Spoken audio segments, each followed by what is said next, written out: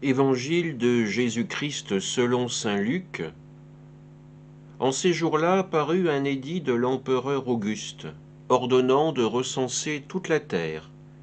Ce premier recensement eut lieu lorsque Quirinus était gouverneur de Syrie, et tous allaient se faire recenser, chacun dans sa ville d'origine.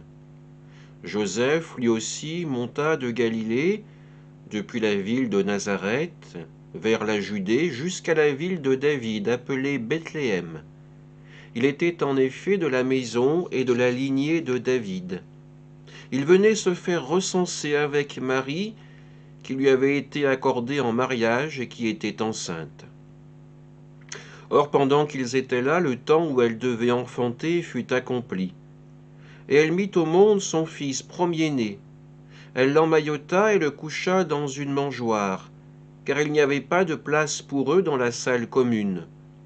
Dans la même région, il y avait des bergers qui vivaient dehors et passaient la nuit dans les champs pour garder leurs troupeaux. L'ange du Seigneur se présenta devant eux, et la gloire du Seigneur les enveloppa de sa lumière. Ils furent saisis d'une grande crainte. Alors l'ange leur dit : « Ne craignez pas, car voici que je vous annonce une bonne nouvelle, qui sera une grande joie pour tout le peuple. Aujourd'hui, dans la ville de David, vous est né un Sauveur qui est le Christ, le Seigneur. Et voici le signe qui vous est donné.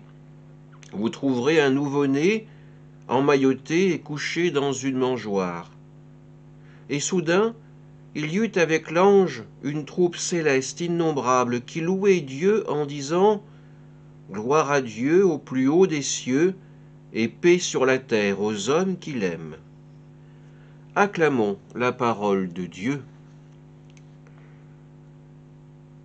Cet évangile, nous allons l'entendre dans les églises lors de la messe de minuit.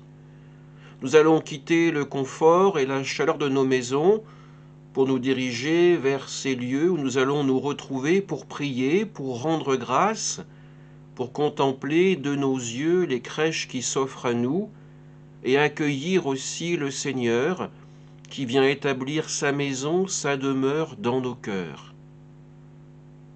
Lors de ces nuits de Noël, il y a 2000 ans, c'est les bergers qui ont été invités, qui ont été informés de la naissance du Sauveur.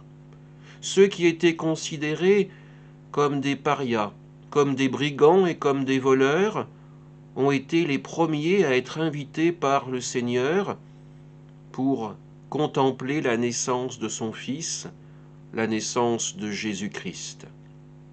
Aujourd'hui, nous aussi, nous sommes invités à cette naissance, malgré nos faiblesses, malgré notre péché, mais nous sommes invités parce que le Seigneur nous aime et qu'il veut partager avec nous sa joie.